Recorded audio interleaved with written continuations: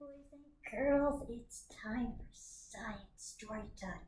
And today we're going to read about a rainbow, and then we're going to do an activity that you can try at home with your grown-up. Our book today is called What Makes a Rainbow, and it's by Betty Ann Schwartz, and Donna Turner did the pictures. Little Rabbit and his mother were sitting under a big flower petal. Look, said Little Rabbit, it's raining, and the sun is out, said his mother. Soon you will see a rainbow. What makes a rainbow? Asked Little Rabbit. Why don't you ask your friends? What makes a rainbow? Little Rabbit asked Ladybug. Red makes a rainbow, she said. You see the red ribbon up here? Let's see what color's next. Mr. Fox, what makes a rainbow? Asked Little Rabbit. Orange, said Little Fox. So we've got red for Ladybug and orange for Little Fox. Let's see what's next. Little Chick, what makes a rainbow? Rabbit asked. Yellow, said Little Chick. So we've got red for Ladybug, orange for Mr. Fox, and yellow for Little Chick. Mr. Grasshopper, what makes a rainbow? Little Rabbit asked. Green, said Mr. Grasshopper. So we have red for Ladybug, orange for Fox, yellow for Little Chick, and green for Grasshopper. Let's see what's next. Bluebird, what makes a rainbow? Asked Rabbit. Blue, said Bluebird. So we've got red for Ladybug, orange for Fox, green for Grasshopper, and blue for Bluebird. Let's see what comes next.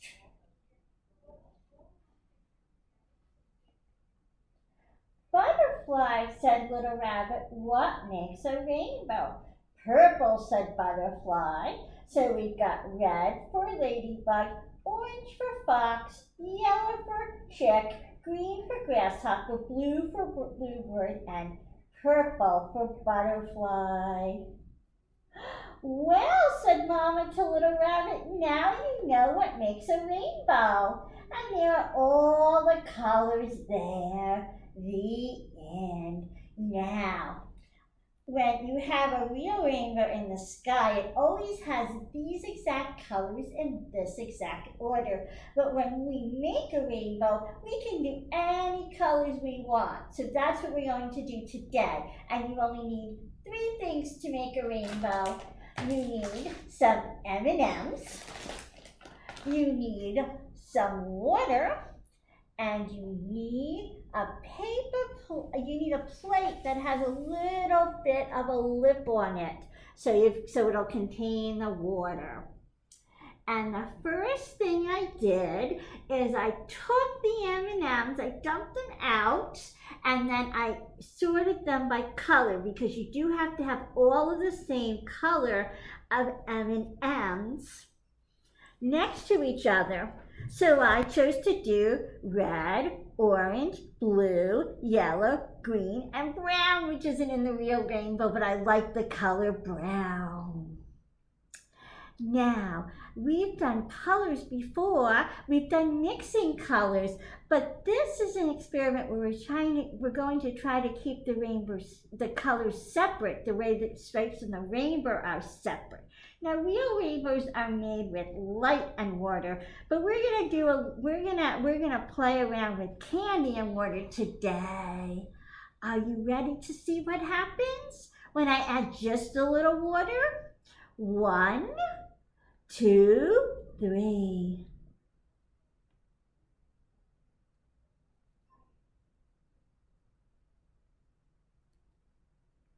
Okay, we'll wait a minute and see.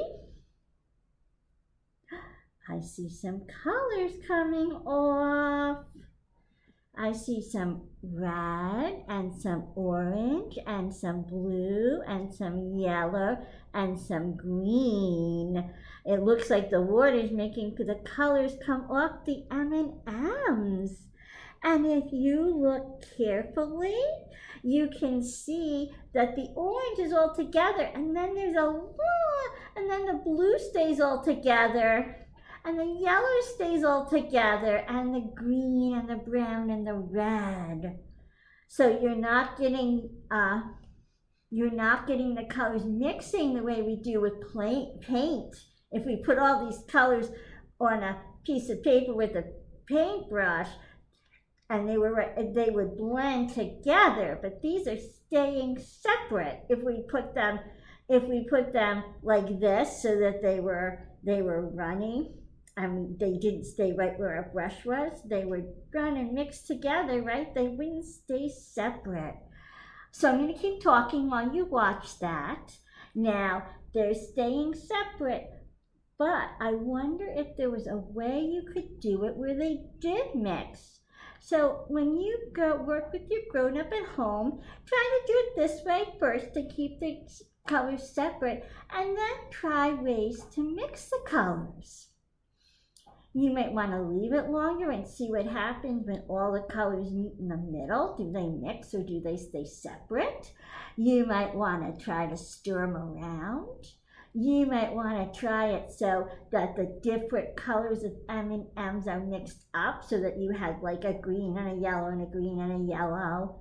You might try all different things and see when it stays separate, and if there's a time when it mixes. Something else you might want to try is putting them all over the plate instead of all lined up around the edge. Like, see, I wonder if you could make a pattern that way. Look, they're still separate, the red and the brown and the green and the yellow and the blue. And this is really cool. Do you see how they're making a curvy line?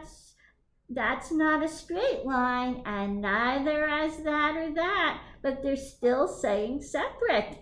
I hope you and your grown-up are able to do this at home. But first, ask your grown-up to click like and subscribe if they haven't subscribed already, because you don't want to miss any of my wonderful videos, do you? Bye, boys and girls.